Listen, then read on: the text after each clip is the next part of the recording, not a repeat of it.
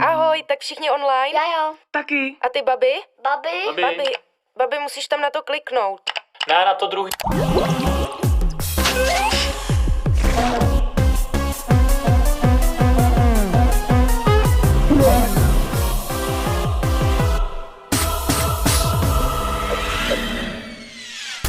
Vypadáváš.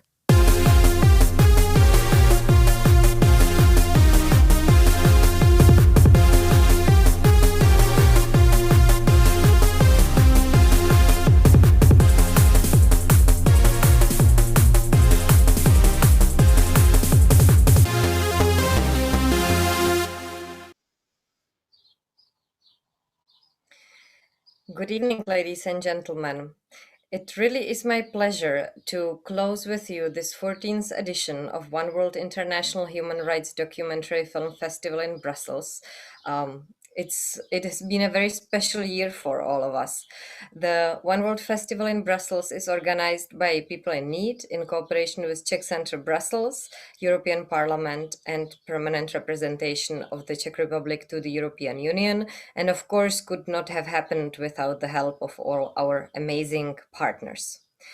For us, it remains a key advocacy event in Brussels every year. We are always happy to bring the key human rights issues to the European stakeholders and contribute to a platform that strengthens the voices of human rights activists around the world.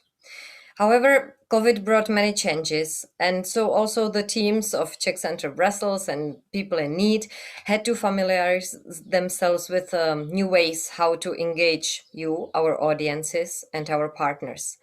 And we indeed made use of these new skills during preparation and then realization of One World in Brussels 2021, while screening 9 films and while organizing 10 debates in this very new version of our beloved festival. However, some things remain the same, and it may seem that they are tiringly the same. A very contemporary crisis in Belarus, where the increasingly oppressive regime cruelly punishes its contestants, among them one of the festival guests, Ales Bialyatsky, who received People in Need Award Homo Homini from Václav Havel, who faced very similar trials decades ago in communist Czechoslovakia. Other topics of contemporary world that also seem not to be waning, unfortunately, such as oppression and famine in North Korea, or scarcely believable punishments for women who for any reason undergo an abortion in Salvador, have been covered by this year's One World in Brussels. And these issues seem to be, unfortunately, persistent or even timeless. So despite new technologies, many features of our world, these sad ones included, remain to a large extent present. But our task, I believe, is not to get nihilistic due to this repetitiveness, but to try and see and think about these issues of contemporary world anew every time. And I do believe that the festival One World in Brussels helps us exactly with that, with encountering these old challenges anew and refreshed and hopefully strengthened as well.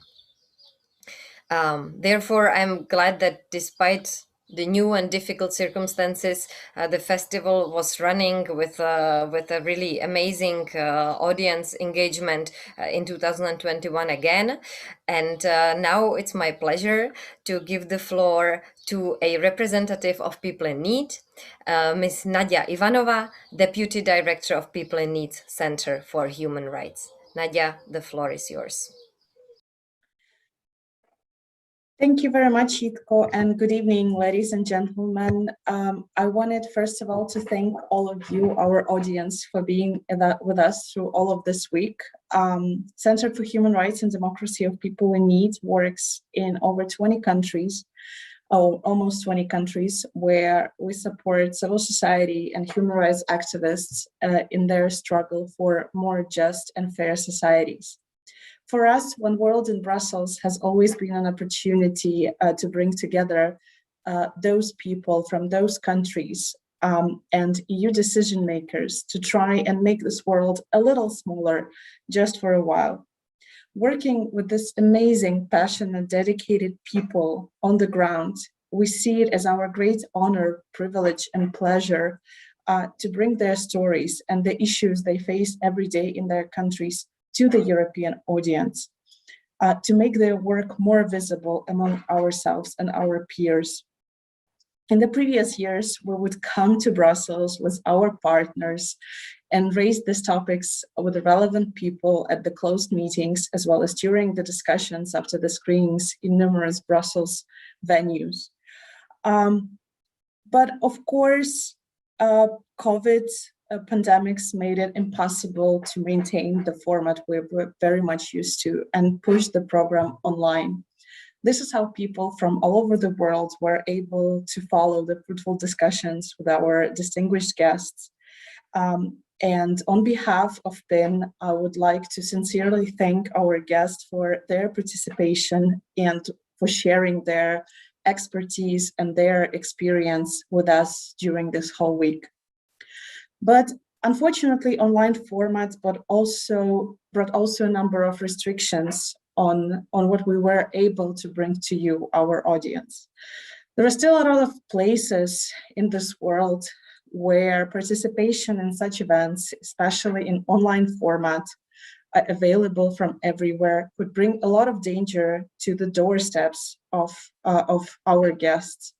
So we weren't able to invite everyone that we wanted to, and we hope to be able to bring them to you, those brave men and women in the next editions of One World in Brussels, after we finally can all meet again. Last but not least, I actually would like to thank my colleagues from One World Department and from the Center for Human Rights and Democracy for their passion for delivering these stories and these topics to your screens, the passion that they showed throughout this whole week, but also throughout the months, the previous months. And I hope we managed to move you and to make you care about the stories we chose. Thank you all again, and I sincerely hope to see you next year in One World in Brussels in person.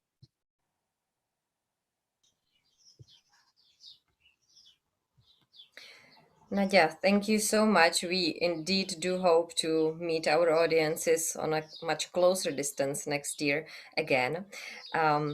What we did not compromise on is that this year, again, a jury gathered, convened, and watched selected films and selected those that it deemed to be the most relevant for the festival.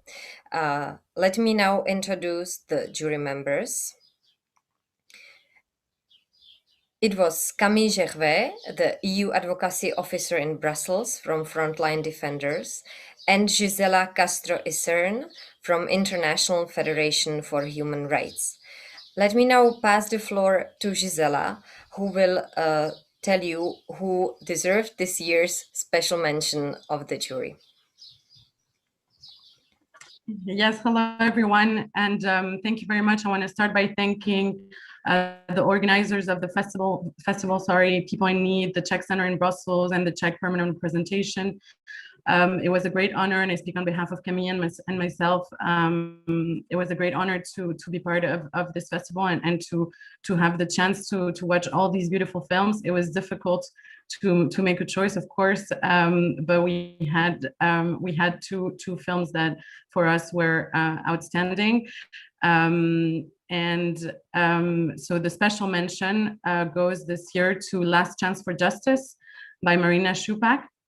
In under 30 minutes, Last Chance for Justice manages to give detailed insights into a subject too rarely discussed, and that is how the work of human rights defenders impacts their loved ones.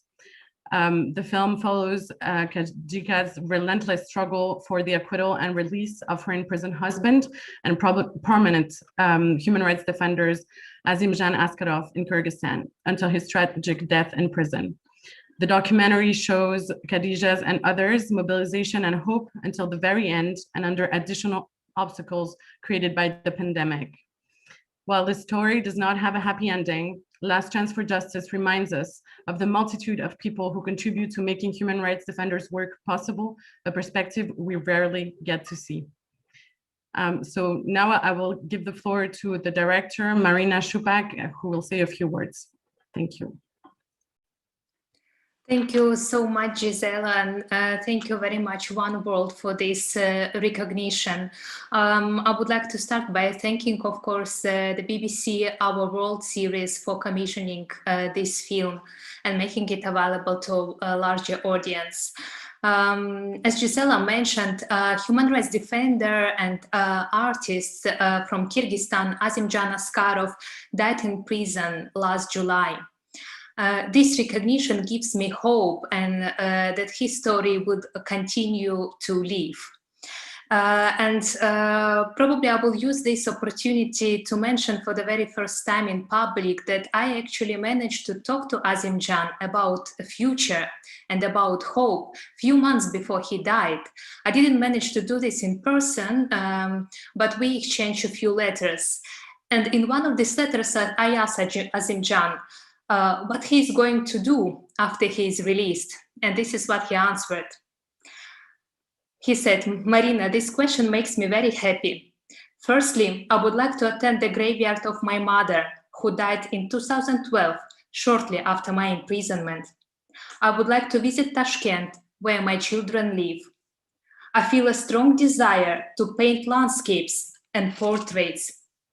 I want to restore and enhance my painting skills and travel to China, so to learn from great masters of art reproduction. I would like to reproduce the artworks of great Van Gogh.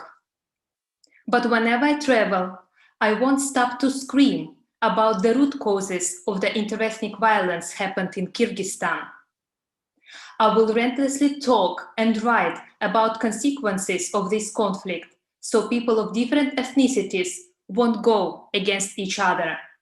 I want to develop a new dimension in my human rights organization, so people could consciously donate for the sake of human rights protection.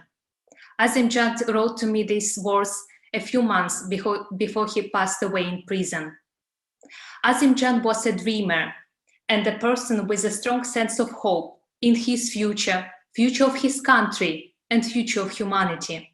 But he himself was a symbol of hope for many, especially the Uzbek minority in Kyrgyzstan and human rights defenders community in this region. This recognition from One World Festival gives me hope that his legacy will be preserved and promoted throughout the world. And as his wife Khadija mentioned today during the public discussion, she would like to open an art school in the name of Azimjan Askarov. And I hope that this recognition will help to find her more supporters to make this dream happen. Thank you very much.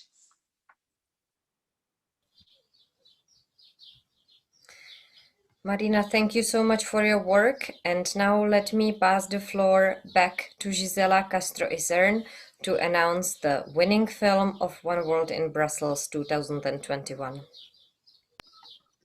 Thank you very much. Before I announce the winner, I just want to say thank you to Marina for sharing these words. It's very moving to hear these words, and it's good that we will continue to fight for his legacy. The winning documentary of this year's One Word in Brussels is Fly So Far by Selina Escher. Fly So Far is a documentary about injustice, about discrimination based on gender and class, and about an initial storyline, the stillbirth of Teodora Vázquez's daughter at full term. The stillbirth was used by the authorities of El Salvador to sentence Teodora to 30 years in prison on charges of aggravated murder under the country's stringent anti-abortion laws.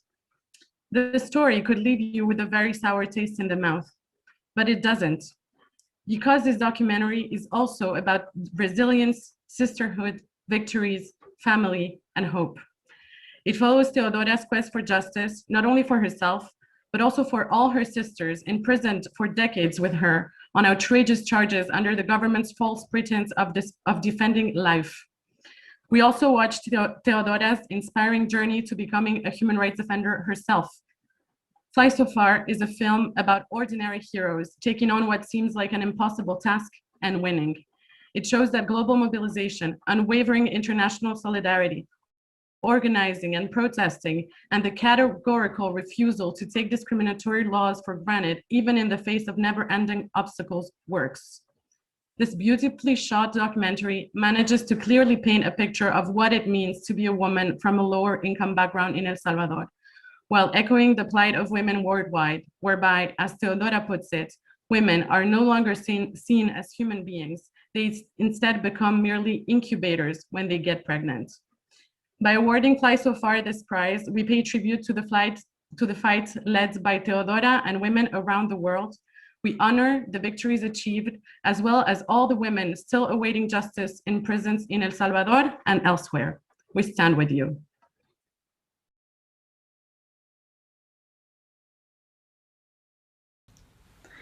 Hello, everybody. Wow, it's amazing. Thank you so much to the One World in Brussels for this recognition. It means a lot to me, to the women in El Salvador, and to our team. It's so important to talk about women's rights in this moment. There are still many women in prison, unjustly in prison, and abortion is still criminalized in El Salvador. So all support is needed, and all international support is needed now. I hope more people can join this fight for reproductive justice, for the women in El Salvador, for the right to choose. And we hope with this film, more people want to join this fight and take action. Thank you so much for this recognition. And I hope we can talk more about women's rights in El Salvador, but also around the world. This is an issue that it's not only affected women in El Salvador, but also in different places and all around the world. So I want to say thank you so much to the festival, and I hope more people can join this fight. Libertad para las 17, aborto legal, gratuito y seguro para El Salvador, Latinoamérica y el Caribe.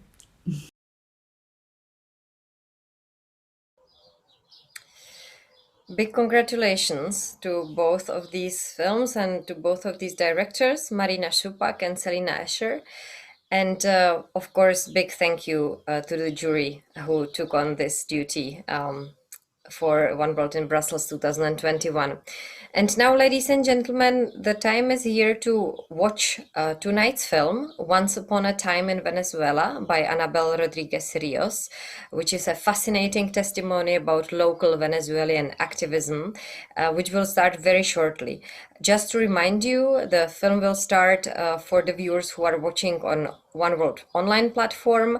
And then after the film, there will be a discussion with amazing guests that will stream on Facebook and YouTube. So, ladies and gentlemen, enjoy the closing film of One World in Brussels 2021, and we will, of course, see you for the debate.